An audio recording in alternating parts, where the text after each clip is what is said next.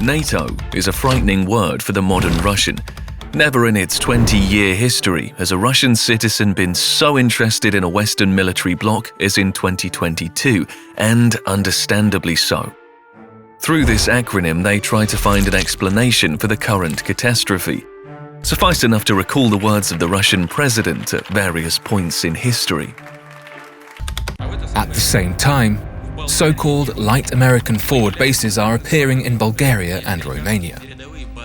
NATO is advancing its forward forces to our national borders. I think it is clear the NATO extension process has nothing to do with the modernization of the alliance itself or with ensuring security in Europe. It is a seriously provocative factor that reduces the level of mutual trust. Who is this extension against? And what became of the assurances given by the Western partners after the dissolution of the Warsaw Pact? Nobody even remembers them. On the contrary, we were deceived time after time. Decisions were taken behind our backs. We were confronted with a fait accompli. This was also the case with NATO's eastward extension, with the deployment of military infrastructure near our borders. NATO has been deceiving Russia, and Putin specifically, time after time about its non-extension eastwards. This video will be about that statement. Who lied to whom? Which clause of the agreement has not been fulfilled, and between whom and whom? Who is the guilty party and who is the victim? Why is it important to talk about this now? Well, because the deception of NATO's non-extension was used as one of the reasons for launching this so-called special military operation. Уже сейчас, по мере расширения НАТО на восток, ситуация для нашей страны с каждым годом становится все хуже и опаснее. В этом ряду и обещание нашей стране не расширять ни на 1 дюйм НАТО на восток. Повторю, обманули, а выражаясь народным языком, просто кинули.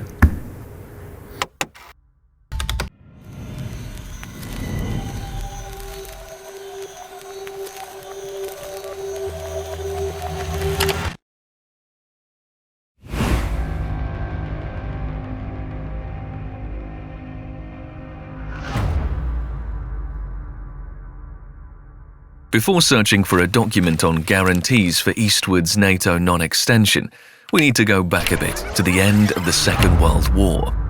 This is especially important if you, like me, made eyes at girls in history class. So after the biggest massacre of the human race, military alliances were formed to prevent a second Hitler from appearing. The first alliance in 1949 was NATO, the North Atlantic Treaty Organization. On the map it looked something like this. Then in the 1950s the USSR asked to join this Western security alliance, but the Soviets were refused. Plus, West Germany, the FRG, was included in the alliance, the very same FRG that was literally transitioning into the GDR. After that there was a need for its own socialist alliance with blackjack and battalions. In 1955, a second alliance emerged, the Warsaw Pact. This established a bipolar world order for the next 36 years, where the USSR ruled the sphere of influence in the East and the United States in the West. But NATO was gradually growing. New members were joining, and as I say these words, you can see how their area of influence was growing. By 1990, it looked like all of Europe was divided wall to wall, so tight that no Hitler could get through. A little to the right is all red, a little to the left is all blue. A unique situation arose in Germany that was divided into the FRG and the GDR. The western part was in NATO, and the eastern part in the Warsaw Pact. Mind you, there were just a few meters between them. Well, that's geographically speaking. In reality, these few meters could not be crossed freely at all. So, what's this whole story about? The thing is that guarantees on the non-extension of NATO were given in 1990 during the historic process of reunification of Germany and the return of its status as a sovereign state. In order to highlight the prerequisites leading up to the reunification of the country, the collapse of the Berlin Wall, and a description of the unhappy economic situation of the USSR and the GDR, we will need to devote a whole separate video for that. The subject of our video is the guarantees that were given during the negotiations.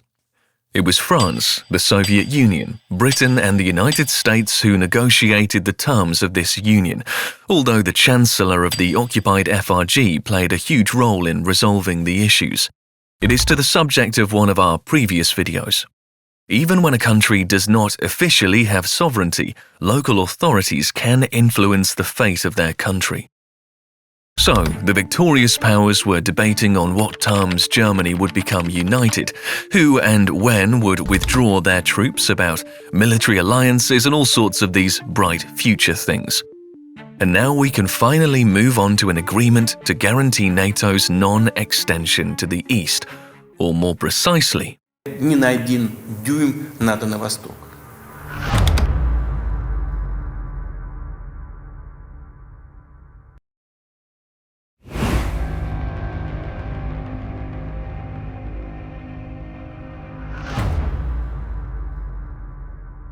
So, which document did the West violate, thereby deceiving Russia's trust? None. There is no written assurance of non-extension of NATO. Thank you all for watching, and I'm the researcher.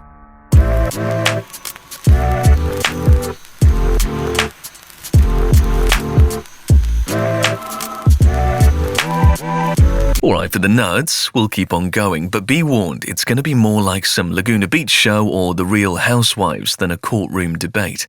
Well, because it will be like, he said that, you knew. And what did you say? What about her? But what about him? Did he just say that? The question of the existence of guarantees on the non-extension of NATO has been dragging on for a long time.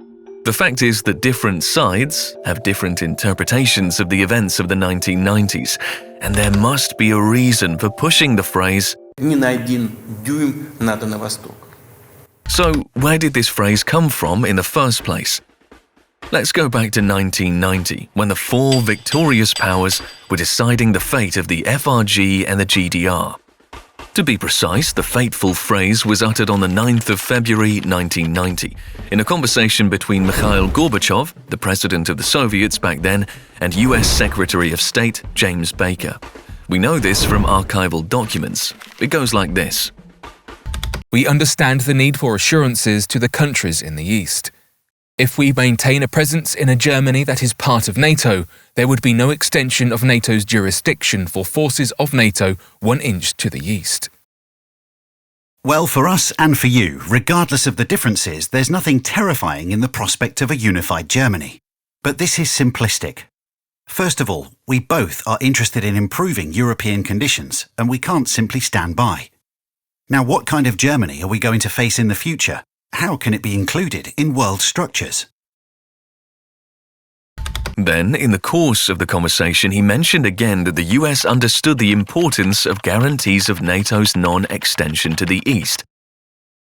If we maintain a presence in a Germany that is part of NATO, there would be no extension of NATO's jurisdiction for forces of NATO 1 inch to the east.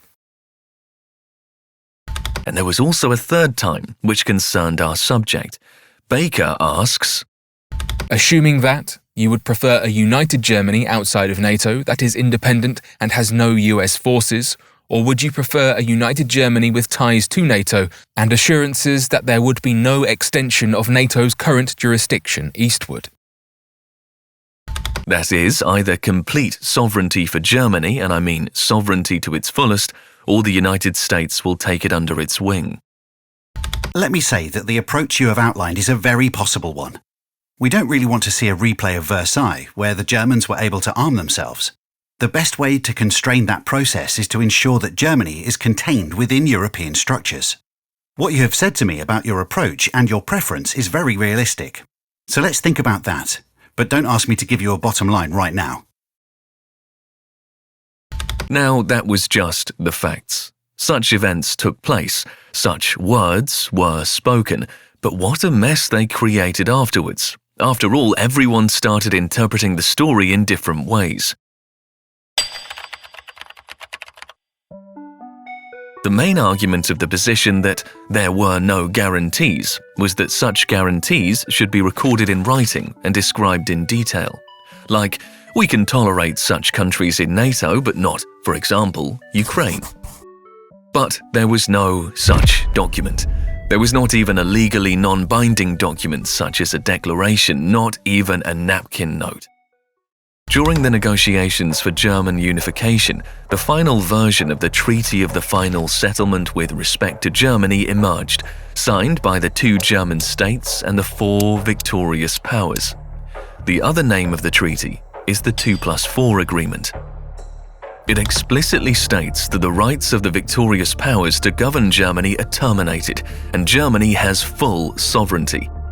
There is a separate article which states that Germany's entry into military alliances is not a subject of this treaty at all. And this is what Gorbachev signed off on. What other questions are there? In fact, look at the map. Where to expand to the east? Practically everywhere there is direct contact between NATO and the Warsaw Pact. Here, and even within one country. The point was, in this context, that after German unification, NATO will remain on the territory of the former FRG and will not station its troops in the GDR. As also stated in the final treaty, here, that foreign troops and nuclear weapons or their carriers will not be stationed in the eastern part of Germany and deployed there, well, after the Soviet withdrawal. This was primarily what the treaty was about NATO on GDR territory, the terms of a united Germany's sovereignty, and the withdrawal of Soviet troops. It is in the treaty.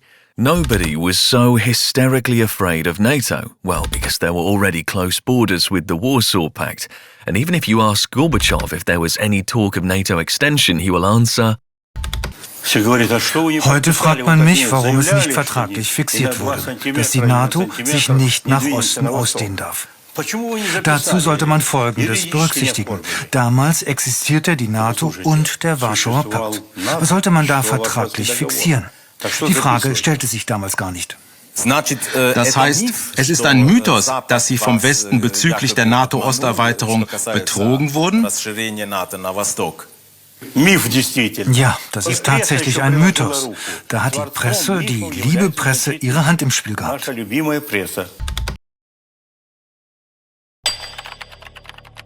The argument to the contrary is, yes, there were no written guarantees, but a bunch of diplomats talked about the intention not to expand NATO eastwards. The East is a general concept, to which, well, the whole East is subject. There are plenty of transcripts where Western representatives at the time clearly talk about the non-extension of NATO. You've already seen the first 3 in this video about not an inch to the east, here, and here. Then, the fact that the very question of NATO extension was in the air is confirmed by conversations among foreign diplomats. Here, for example, is what the German Vice-Chancellor on the 6th of February 1990 told the British Foreign Secretary as directly and unambiguously as possible. The Russians must have some assurance that if, for example, the Polish government left the Warsaw Pact one day, they would not join NATO the next. And here is the conversation between the Federal Chancellor of Germany and Gorbachev, which took place the day after the conversation with Baker, where the whole thing about not an inch to the east was. We believe that NATO should not expand its scope. We have to find a reasonable resolution. I correctly understand the security interests of the Soviet Union, and I realize that you, Mr. General Secretary, and the Soviet leadership will have to clearly explain what is happening to the Soviet people. And here you can see George Bush throwing dust in Gorbachev's eyes just before the 2+4 agreement was signed and talking about how we will build a common European home together, determine our future together, sign all kinds of agreements, set up different organizations, and we'll be happy in the end. So what we tried to do was to take account of your concerns expressed to me and others, and we did it in the following ways. By our joint declaration on non-aggression, in our invitation to you to come to NATO, in our agreement to open NATO to regular diplomatic contact with your government and those of the Eastern European countries, and to offer on assurances on the future size of the armed forces of a unified Germany, an issue I know you discussed with Helmut Kohl. We also fundamentally changed our military approach on conventional and nuclear forces. We conveyed the idea of an expanded, stronger CSCE with new instructions in which the USSR can share and be part of the new Europe. These and other statements confused Gorbachev, and he ended up giving up cheaply on German unification talks. Generally speaking, the supporters of, I'm not ready to say the word imperialism just yet, well, let's say the supporters of having more territory within the Russian Federation, have a few complaints about the fact that Gorbachev allegedly gave up cheaply on German unification talks. Firstly, he has not received any written assurances about the future non-extension of NATO. Это не было зафиксировано на бумаге. Это ошибка, но уже со стороны Горбачева. В политике нужно вещи фиксировать, даже фиксировать вещи часто нарушают. А он просто поговорил и решил, что все на этом закончено. Но это не так. Secondly, only Soviet troops left Germany, while NATO troops remained in the FRG, including nuclear weapons. Thirdly, he received too few German marks for this withdrawal of Soviet troops.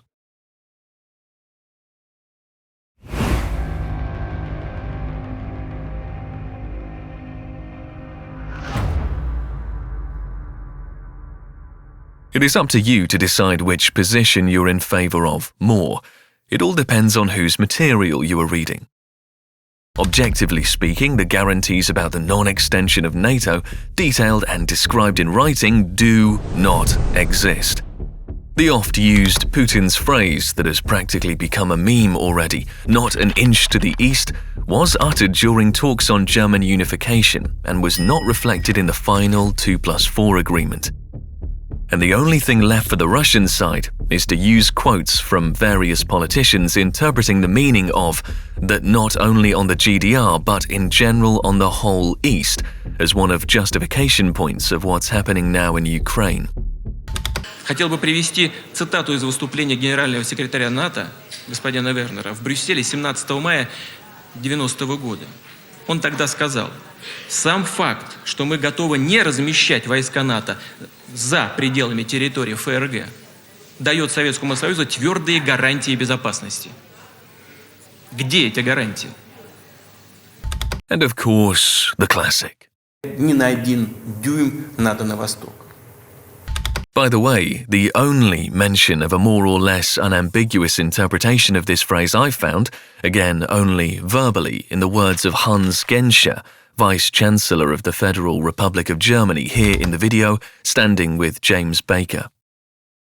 Wir waren uns einig, dass nicht die Absicht besteht, das NATO-Verteidigungsgebiet auszudehnen nach Osten. Das gilt übrigens nicht nur in Bezug auf die DDR, die wir da nicht einverleiben wollen, sondern das gilt ganz generell.